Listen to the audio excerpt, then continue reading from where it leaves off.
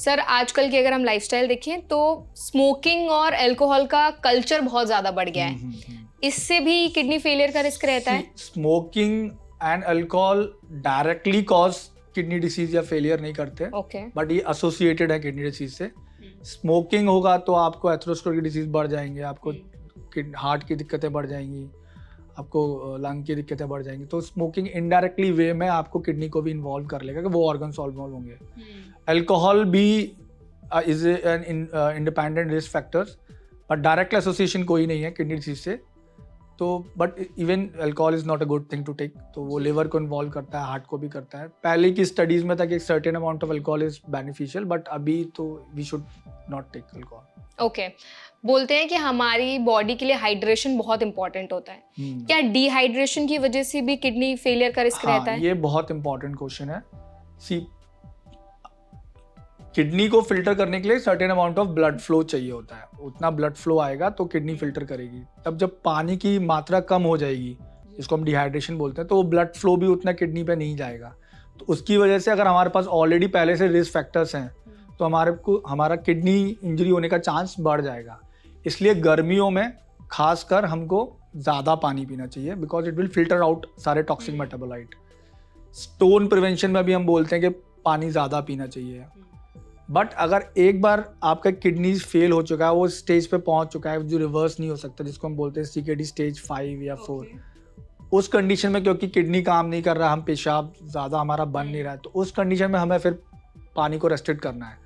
But जब कुछ नहीं हुआ है, किडनी एकदम ऑल राइट है, तो we should take as much of water as we can.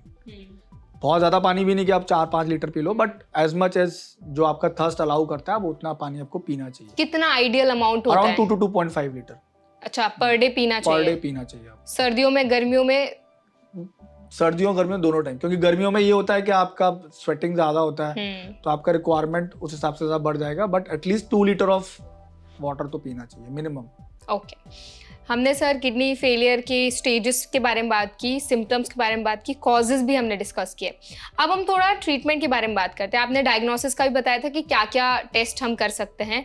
तो जब पेशेंट आपके पास आता है, आपने टेस्ट किया कि ठीक है ये सारी चीज़ें निकली हैं, उसके बाद का क्या प्रोसीजर रहता है? हाँ जी, तो अब जैसे आपको पता चल गया सिम्टम्स देख कर के ये किडनी डिसीज़ की ओर दिखा रहे हैं, फिर आपने टेस्ट किया किडनी का क्रेटिनिन बढ़ा है या एल्ब्यूमिन ज़्यादा हो रहा है, तो फिर हमारा काम होता है कि हमें ये पता करना कि किस डिसीज़ की वजह से ये हो रहा है। तो most of the common causes is diabetic kidney disease, hypertension. अगर आपको एक्यूट किडनी इंजरी है तो उसका एक वर्कअप अलग से चलता है, आपको वो सारे कॉज रूल आउट करने पड़ते हैं, उनके डिफरेंट फिर टेस्ट होते हैं, वो डिफरेंट प्रोटोकॉल में जाते हैं। तो पहला काम होता है कि पहले काम होता है टेस्ट करना कि किडनी इंजरी है, फिर डायग्नोज करना and then the treatment part. अगर आपका 3 महीने के अंदर किडनी फेल हुआ है तो certainly there are certain amount of drugs, treatment है जिससे आपका किडनी इंजरी पूरा रिवर्स हो सकता है। अगर आपने सही टाइम पर टेस्ट कराया और आपने उसको डायग्नोज किया और आपने उसको ट्रीट किया। बट अगर आप 3 महीने से ज़्यादा हो गया है या वो आपने ट्रीट भी किया पर वो इंजरी इतना सीवियर था कि वो उससे ज़्यादा ठीक नहीं हो पाया, रिवर्सिबल नहीं हो पाया, तो फिर जब वो CKD में जाता है, 3 महीने से ज़्यादा जब इंजरी हो जाता है, तो उसमें फिर हमारा जो प्लान होता है कि वो क्रेटिन और बढ़े ना, उसके प्रोग्रेशन को रोकें। अगर वो प्रोग्रेस हो भी गया है, CKD स्टेज 5 में आ गया, जहाँ डायलिसिस का नौबत आ गया, तो फिर डायलिसिस करना या ट्रांसप्लांट, जिसको हम बोलते हैं रीनल रिप्लेसमेंट थेरेपी। तो इसमें एक होता है डायलिसिस, एक होता है transplant.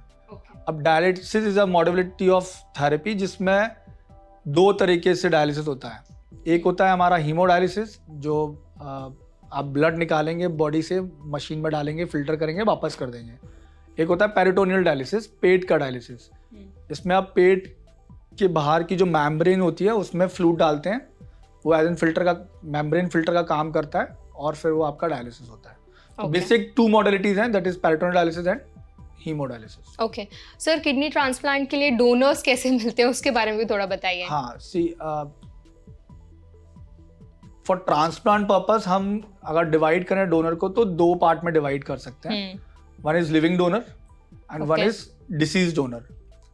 So disease donor is also called as cadaveric transplant. जो पेशेंट रोड ट्रैफिक एक्सीडेंट हुआ, जिनको वो ब्रेन डेड हो गए, उन्होंने ऑर्गन डोनेशन के लिए कंसेंट दिया या उनकी फैमिली ने, तो हम उनसे किडनी ले सकते हैं। Okay. डिसीज जिसको हम डिसीज डोनर बोलते हैं, इंडिया में वो परसेंटेज बहुत कम है। लिविंग डोनर में भी जो जिंदा हैं जो डोनेट करना चाहते हैं तो उनको हम लिविंग डोनर बोलते हैं। तो लिविंग डोनर में आपके रिलेटेड लिविंग डोनर होना चाहिए, आपके फैमिली का कोई family member, mother, father, sister या योर वाइफ। डिस्टेंट रिलेटिव भी ले सकते हैं, बट वो सारे प्रोटोकॉल्स एंड टेस्ट आपको फॉलो करने पड़ेंगे तो आपको डोनर मिल सकता है। ओके सर, अगर हम किडनी की हेल्थ के बारे में बात करें, हमने अभी ट्रीटमेंट के बारे में डिस्कस किया, एक्चुअल में ऐसे कौन से फूड आइटम्स होते हैं या कौन से ऐसे फ्रूट्स हैं या खाने की चीज़ें हैं जो हमारी किडनी के लिए अच्छे होते हैं, किडनी हेल्थ को इम्प्रूव करते हैं? बेसिकली जो इम्पॉर्टेंट फूड जो हम और ऑर्गन्स के लिए यूज करते हैं वो स्पेसिफिकली किडनी के लिए भी है। ऐसा कुछ डिफरेंट नहीं है कि आप किडनीज के लिए अब अलग कुछ फूड आइटम यूज करें। एक डाइट है जिसको हम बोलते हैं dietary approach to stop hypertension and Mediterranean diet, जो हाइपरटेंसिव पेशेंट्स को हम देते हैं। तो नॉर्मली जो हम फूड और ऑर्गन्स के लिए करते हैं हम वही यूज करें। फ्रूट्स एंड वेजिटेबल्स ज़्यादा खाएं, ब्रेकफास्ट हैवी लें, अनसैचुरेटेड फैटी एसिड्स को बिल्कुल अवॉइड करें, सैचुरेटेड फैटी एसिड्स थोड़ा लें। जो जितना परसेंटेज ऑफ एक डाइटिशियन आपको बताता है कि इतना percent carbohydrate, fat and protein लें।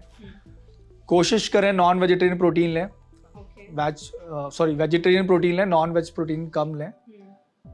तो ये स्पेसिफिक है।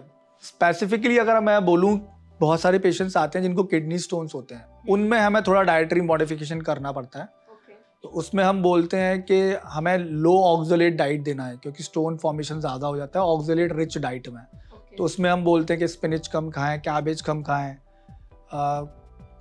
जो कैंड फूड होते हैं वो कम खाएं, कोल्ड ड्रिंक्स, सॉफ्ट ड्रिंक्स होते हैं वो कम पिएं, जिससे कि ऑक्सलेट कंटेंट आपका यूरिन में ज़्यादा जाए, स्टोन बनने के चांसेस है। तो वो सारे अवॉइड करने चाहिए। पहले की स्टडीज़ ये भी बोलते थे कि आपको कैफीन प्रोडक्ट्स भी अवॉइड करने हैं, but now you can take not in large amount, थोड़ा थोड़ा अमाउंट में आप ले सकते हैं। उन कंडीशंस में थोड़ा डाइट आपका डिफरेंट है। जब हमको किडनी डिसीज हो जाता है उसमें डाइट का ज़्यादा इंपॉर्टेंस है रादर देन किडनी डिसीज होने से पहले, कि फूड आइटम्स इतना इफेक्ट नहीं करते। जो आपके नॉर्मल ऑर्गन्स के लिए इंपॉर्टेंट डाइट है आपको लेना है। जब आपको किडनी डिसीज हो गया, वो इस लेवल पे आ गया कि आपको क्रोनिक किडनी डिसीज हो गया, तब हम बोलते हैं कि आपको थोड़ा प्रोटीन रेस्ट्रिक्टेड लेना है। यूजली हमको 0.8 to 1 ग्राम प्रोटीन लेना है पर KG per day.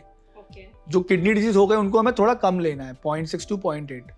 But these are all are studies of western countries, क्योंकि वहाँ पे नॉन वेज प्रोटीन इंटेक बहुत ज़्यादा होता है। We already are a deficient protein diet, हम वैसे ही बहुत कम लेते हैं। तो मैं अपने पेशेंट्स को बोलता हूँ जिनको क्रोनिक किडनी डिसीज हो गया कि आपको प्रोटीन रेस्ट्रिक्शन नहीं करना है, क्योंकि आप ऑलरेडी प्रोटीन रेस्ट्रिक्टेड डाइट ले रहे हैं। आप दालें जो खा रहे हैं वो खाते रहिए, आप जो पनीर खा रहे हैं वो खाते रहिए, सोयाबीन खा रहे हैं वो खाते रहिए। बट जब किडनी डिसीज आपका स्टेज 5 में चल गया है और डायलिसिस आ गया, तो आपको फिर इनका अमाउंट बढ़ाना है। तो आप फिर नॉन वेज प्रोटीन भी बढ़ा सकते हैं। Egg is a very good source of protein, वो आपको ज़्यादा अमाउंट में लेना है। तो वो जब सीकेडी हो गया है, वो स्टेजेस पे डिपेंड करेगा कि आपको फिर डाइटरी आपकी अप्रोच क्या होनी कैसी होनी चाहिए। तो अगर फॉर एग्जांपल किसी व्यक्ति को अगर किडनी प्रॉब्लम्स नहीं है तो वो जो नॉर्मल डाइट होती है वो ले सकते हैं, कोई रेस्ट्रिक्शंस नहीं है एज सच। कोई अब ऑब्वियसली अब वो तला भुना ना खाए, जी जी, कोई भी चीज़ की शुगर कंटेंट फूड ज़्यादा ना खाए, एक बैलेंस डाइट जो नॉर्मल होता है वो खाए। पानी पर्याप्त मात्रा में लें और फ्रूट्स जरूर खाएं। ओके सर, हम बोलते हैं कि ऑयल अगर हम ज्यादा इस्तेमाल करते हैं तो हमारे हार्ट पर तो उसका असर पड़ता ही है, क्या किडनी पर भी उसका कोई असर पड़ता है? अब हार्ट पे असर क्यों पड़ता है? क्योंकि वो एथेरोस्क्लेरोसिस कराता है। जो हार्ट की वेसल्स है उसमें चर्बी जमा करता है, फैट। वो जो फैट एंड चर्बी, तो ऐसे वो किडनीज में की भी जो वेसल्स होती है उसमें भी कर सकता है जी। तो उसको हम बोलते हैं atherosclerotic kidney diseases, atherosclerotic renal vascular diseases. तो ऐसा वो किडनी को अफेक्ट नहीं करेगा, बट वो किडनी की जो छन्नियां हैं उनको अफेक्ट नहीं करेगा, पर उस पे जो छन्नियों पे जो ब्लड वेसल्स आ रही हैं, छन्नी को ब्लड सप्लाई करे, उनको अफेक्ट करेगा। तो इवेंचुअली वो कर सकता है डिसीज, पर वो हार्ट का जैसे हार्ट अटैक होता है वैसे अफेक्ट नहीं करेगा, बट हाँ कर सकता है। हेल्दी ऑयल क्या इस्तेमाल कर सकते हैं हमारी जो ऑडियंस है? बेसिकली मैं अपने पेशेंट्स को सजेस्ट करता हूँ कि आप ट्राई टू अवॉइड ऑयल। अच्छा, आपको लेना है तो आप शुद्ध देसी घी में ही सब कुछ पकाएं। थोड़ा महंगा है but it is the best किसी चीज को यूज करने के लिए। बिल्कुल। बट अगर आप ले रहे हैं तो आप you can low amount of sunflower oil use कर सकते हैं। I will suggest to use saturated fatty acid, that is normal desi ghee. Okay, वो बेटर है। बिल्कुल। हमने अभी सर डाइट के बारे में डिस्कशन किया, लाइफस्टाइल की अगर हम बात करते हैं तो डाइट और एक्सरसाइज दोनों का कॉम्बिनेशन होता है। हाँ जी। क्या कोई ऐसी एक्सरसाइजेज हैं जो हमारी किडनी हेल्थ को इम्प्रूव करने में मदद कर सकती हैं? इसमें इसका जवाब भी सिमिलर है कि आप हम्म। जो और एक्सरसाइज ऑफ और ऑर्गन्स के लिए जी। करते हैं वो यही करें। 150 मिनट पर वीक का आपको ब्रिस्क वॉकिंग एक्सरसाइज करना है जो हार्ट के लिए भी बेनिफिट है। तो ब्रिस्क वॉकिंग का मतलब ये नहीं कि आप चलें या बहुत दौड़ें, आपको इतना तेज चलना है कि आपको पसीना आने लगे, सुना ना आपको लेके स्मॉल जॉगिंग। तो वही है लाइफस्टाइल मॉडिफिकेशन में, your sleep cycle should be adequate. आपको मिनिमम 8 आवर्स ऑफ स्लीप लेना है। Try to sleep before 11 o'clock and try to wake up before 6 o'clock morning. Go for a walk. ये सारी चीज़ें हैं। बट हाँ, आप आइसोमेट्रिक एक्सरसाइज करना चाहते हैं, वेट गेनिंग एक्सरसाइज करना चाहते हैं तो वो भी कर सकते हैं। Most of the patients weight gain करने के लिए क्रेटिनिन सप्लीमेंट लेते हैं।